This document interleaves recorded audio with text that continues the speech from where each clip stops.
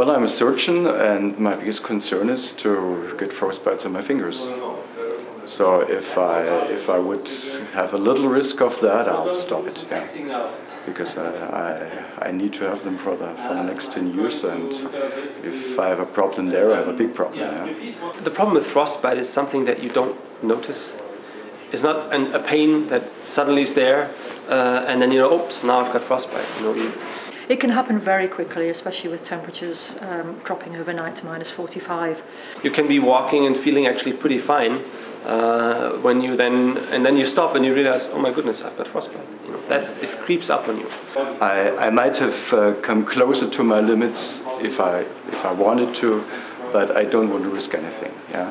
So if you get mentally low and you are not sure whether you have everything under control, so I stop it. So it's a question of brains, yeah. We've seen it particularly in the skiers this year. We've had more skiers on the course this year than we've had in any other year previously, and just from the movement of their foot in the ski compared to a walker, they just don't get the circulation moving in their feet so much, which is why they've suffered so much. Problem with Enrico was that he already had frostbite on that toe, and once you've had frostbite, you're just more sensible. It can happen to you easily. And in addition to that, he was doing it this time on cross-country skis, and we find that the cross-country skiers suffer more because they have less movement in those boots than the runners. So yeah, there's more risk.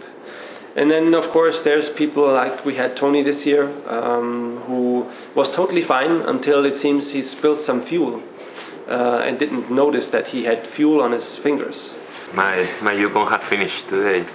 It's all wet of fuel. 1.5 liter of fuel is in the backpack. Thank you. Oh, and on the clothes. Have a look. I'll show you on the spot. I don't care what is happening now. I have a lot of blisters in my foot. Perhaps tomorrow it will be okay. But the full bottle has opened, and all my clothes, my bag are full of fuel. So I can't continue. And fuel on your fingers and cold just speeds up the process of getting frostbite so fast that that can happen.